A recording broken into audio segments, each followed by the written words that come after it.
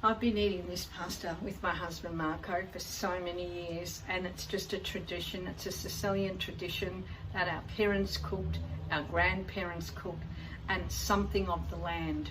It's the sea of the land, and it's the fishermen that they created this dish that is absolutely scrumptious.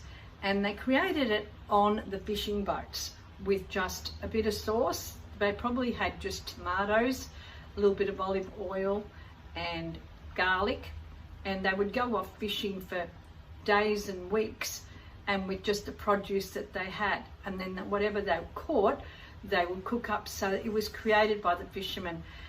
So much ingenious cooking by men, not women, but by men, and it's been mastered by the women, but the men created that. So the fishermen of Sicily created this beautiful, delicious recipe that is centuries old.